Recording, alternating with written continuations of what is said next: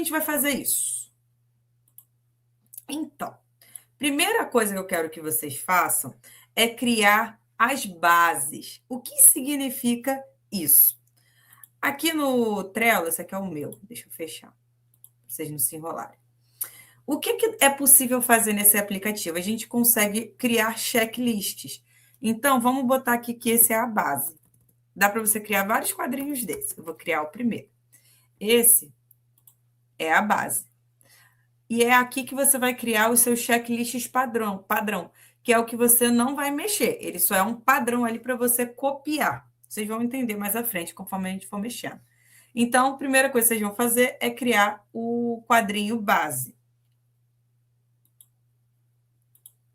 Opa, deixa eu voltar aqui.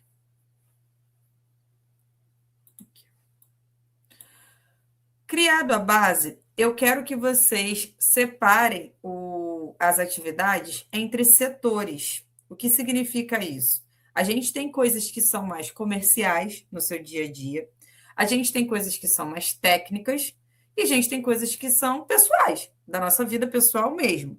Então, por exemplo, uma coisa comercial que eu tenho hoje é fazer aquelas listas que eu ensinei para vocês. Uma coisa técnica que eu tenho é evoluir uma ficha de um paciente. O que eu evoluir uma ficha? Escrever o que você fez ali naquela consulta, a parte técnica mesmo. Usei qual ácido, deixei quanto tempo. Isso é evoluir ficha. Então, isso seria uma coisa técnica e falar ali no WhatsApp, chamar a lista no WhatsApp, uma coisa comercial. E pessoal, sei lá, fazer a unha, ir para academia, isso são questões pessoais. Então, é importante que essas atividades não estejam todas misturadas, que sejam algo separado. E aí, quando eu começar a montar, vocês vão ver como eu sugiro para vocês separarem. E uma dica para vocês. O que eu vou mostrar para vocês aqui hoje é o que faz sentido para o meu negócio e para a minha rotina. Pode ser que algo ali não faça sentido para a sua. Vocês vão adaptar.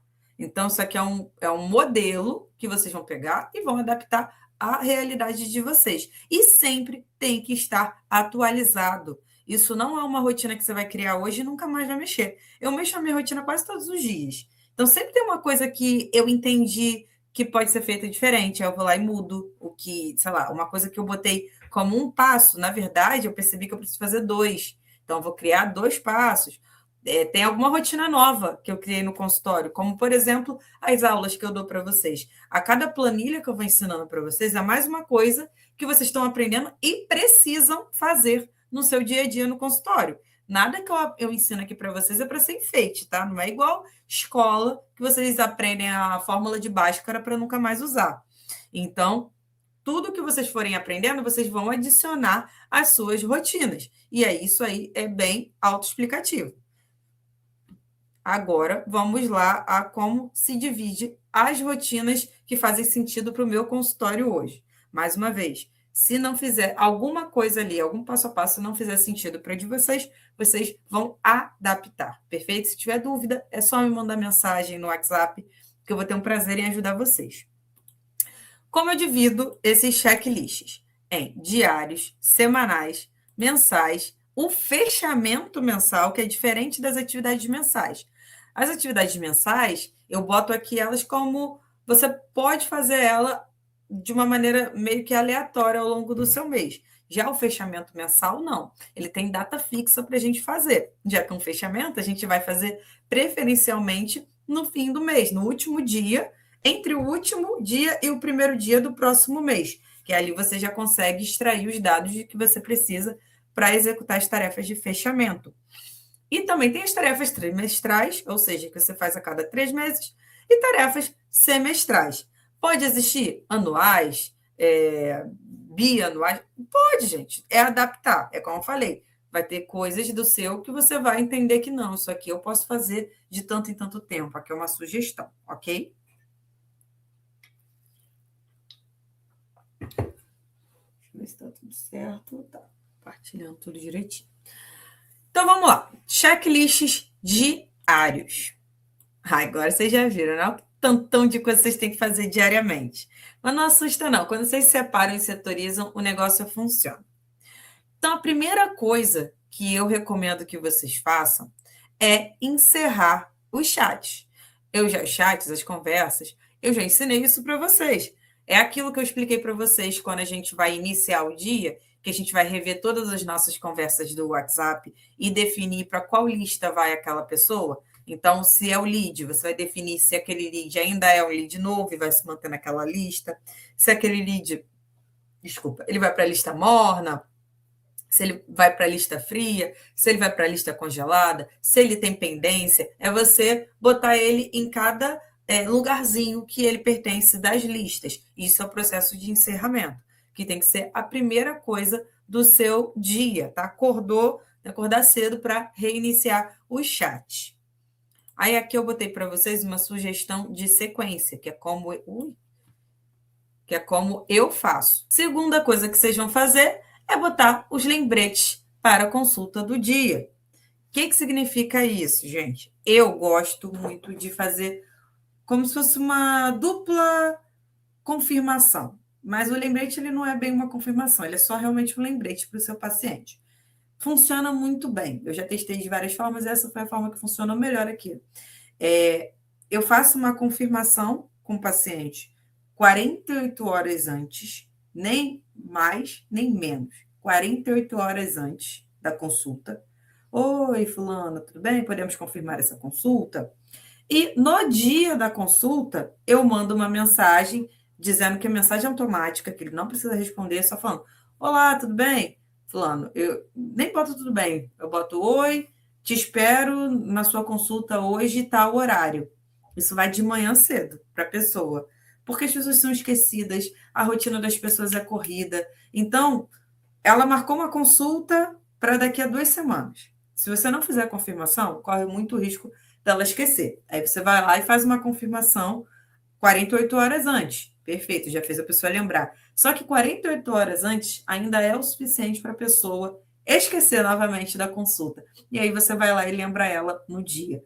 Ainda assim, tem gente que esquece. Mas aí é gente muito doida e não tem jeito. Aí também não dá para você ser babá dela.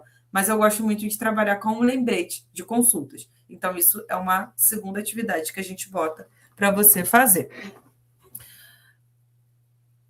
Um segundo ponto que eu boto que eu selecionei que seria legal vocês fazerem é separar as fichas de quem vocês vão atender no dia. Se vocês usam fichas físicas, impressas, você vai separar. Então, eu vou atender hoje a fulana, a beltrana e a ciclana. Então, você vai separar as fichas da fulana, a beltrana e a ciclana, certo?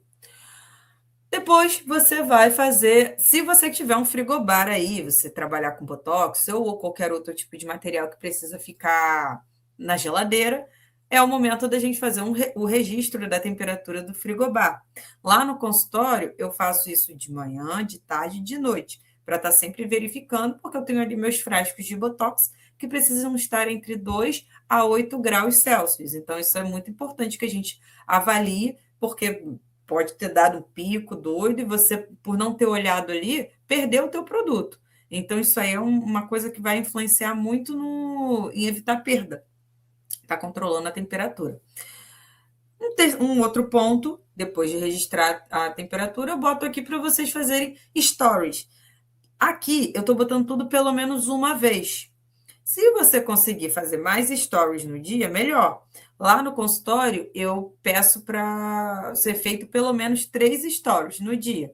Aí eu boto um de manhã, um logo ali na hora do almoço e o outro no fim do dia. Pelo menos. Óbvio que quanto mais, melhor. Aqueles bastidores, aquelas coisas. Mas 3 é o mínimo que eu peço. Depois disso, o pós-venda imediato. O que é o pós-venda imediata? O pós-venda imediato eu já expliquei para vocês quando eu ensinei as listas, mas eu vou falar de novo. É aquele que você vai perguntar no dia seguinte como a pessoa está.